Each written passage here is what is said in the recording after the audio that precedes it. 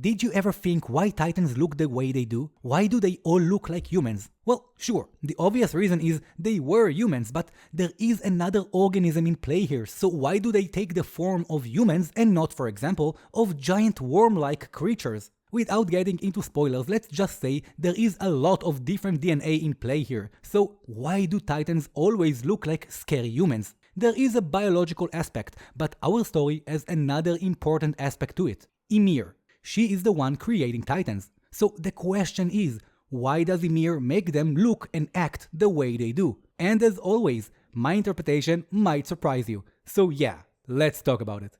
Hello everyone and welcome back to a video all about Titans and Ymir. Don't forget to subscribe and like if you enjoyed my videos, it really helps me a lot. And now let's jump right down the rabbit hole, literally, because our video begins with Alice in Wonderland. To anyone who didn't know, Alice in Wonderland is not a simple kid's book. It is a story full of symbols and allegories to our world, and at its core, it represents the struggle of children trying to survive the confusing world of adults, a world they don't know or seem to understand. Just like Alice entered the Wonderland by stepping into the rabbit hole and came out on the other side, so did Ymir. She fell down the tree, and that started her miserable journey trying to understand humanity, and by the end, she found herself trapped in her own Wonderland. Alice in Wonderland by Tim Burton from 2010 used a very iconic phrase by Alice. It was not a dream, it was a memory, signifying she wasn't dreaming this entire time, and this was something that happened in real life. Again, very similar to what we see in Attack on Titan. The idea behind the story is that Alice gives physical representations to things she doesn't understand in her world. Those are all the wacky characters you are familiar with from the story. For example, the Mad Hatter was a symbol of England back then, mistreating the middle-class workers and their mental wellness, allowing them to work near hazardous materials that led to brain damage and mental illness. The rabbit hole that transports you to other places actually represents something that sends you into a different state or condition, not only physical, but also mental. And probably my favorite is the idea behind the Queen of Hearts, which is exactly the same as the statue of Hellas. The Queen comes off as very scary, but later Alice finds out that all the people the Queen ordered for execution are still alive. The Queen is the symbol of lack of substance behind something. The statue of Hellas is hollow, symbolizing that the story behind it has no substance or is simply a lie. The same as the Queen of Hearts, who seems to be the face of Wonderland, but in reality she is more for show and doesn't do much. All those topics are something adult people are familiar with, but for kids they can be extremely confusing and sometimes even scary. The same with Alice. She envisioned things she doesn't know or understand in a way a child would, because she is a child, just like Ymir, and you will soon get my point. But there is also a dark side to Alice, claiming she is not mentally well, especially when Wonderland keeps popping out in her life. And one of the games that explored this concept perfectly was Alice Madness. In this game, Alice goes through a major trauma, sending her back to Wonderland, but now everything is less happy and cheerful and more out to kill you. Things now look like how children may describe a nightmare. And as Alice Madness intensifies, she continues to kill creatures in this new Wonderland, trying to make sense of things and wake up from this nightmare she was stuck in. So now, let's apply this to our story. What are Titans? Well, basically, still a spoiler because it's chapter 137 and also a future video, but for our video and spoiler free, Titans are transformed humans who are now living in a state of having a long nightmare. That was established by Soldier Ymir. She spent the longest in Titan form, around 60 years, until she ate Marcel and became a shifter.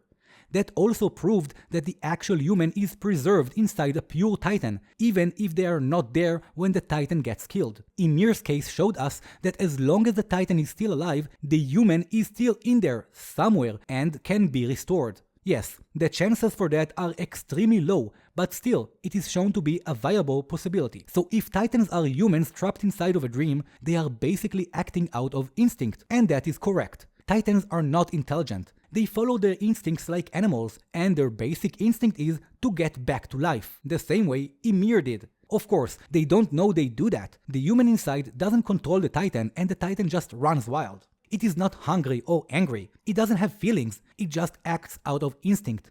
As a side note, that is the same with Eren's Titan. Only for him, while his Titan is running wild, he is actually controlled by young Eren, or young Eren's wish. Anyway, path magic. But for pure Titans, that is not the case, so they just run wild. Now all of this is good and well, but where is the psychological aspect I promised, and how does Ymir get into play?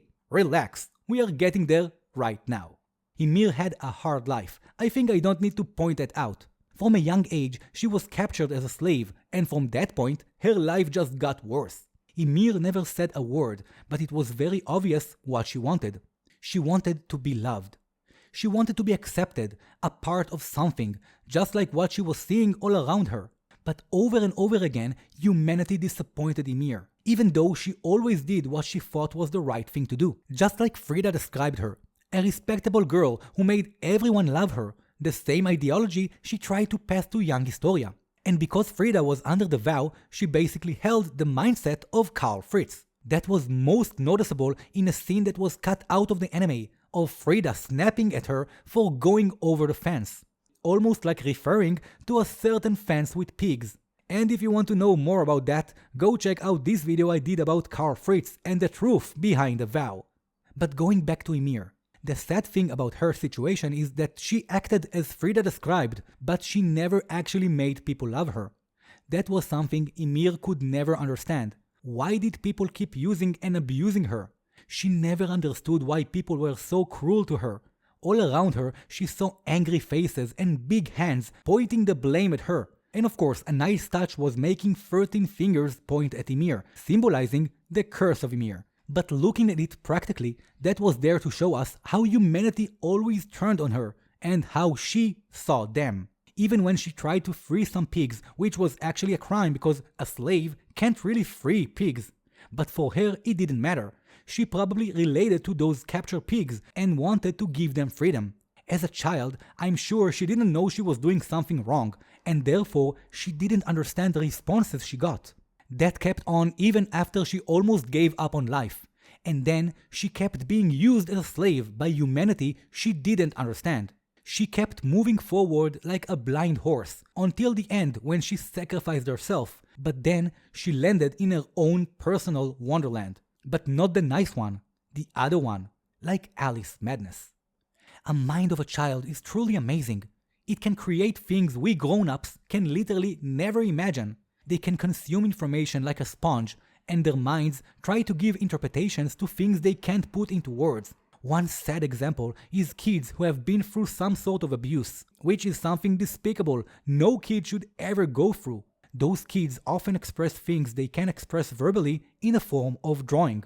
They draw characters with huge mouths and big hands, and almost always they draw themselves as small and helpless, screaming out for help in the only way they know how, the only way they can express themselves. As Ymir was stuck in the paths, she was still stuck with the same mindset she always had. She was a slave, and she still didn't understand humanity. And that's why I believe she designed the Titans like that. The Titans are how Ymir saw humanity. Big, scary, with expression she can't understand. In a very dark way, I believe the Titans are like Ymir's giant drawings of things that scared her the most, grown-ups and other humans. But here comes the nice part. The Titans now unleashed on humanity treated humanity the same way humanity treated Ymir. Humanity couldn't understand the Titans, why they can't communicate with them, and why they just keep eating them blindly. This is almost poetic. Ymir took her private monster under the bed, the thing that terrorized her the most, and then she mirrored it back to humanity, almost as punishment for what humanity did to her.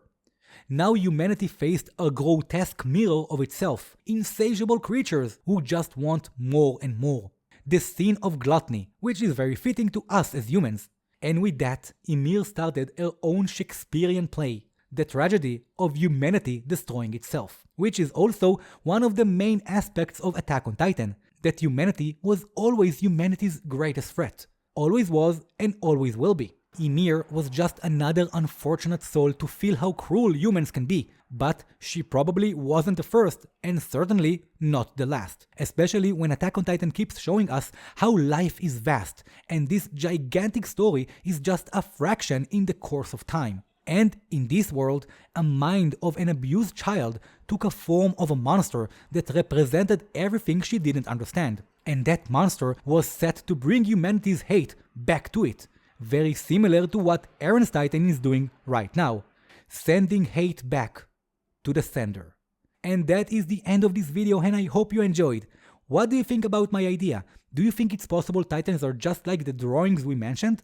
Are Titans really the representation of how Ymir saw the world? Similar to how Alice envisioned Wonderland? Let me know all of that good stuff, and I will see you all real soon in my next video and even sooner in the comments.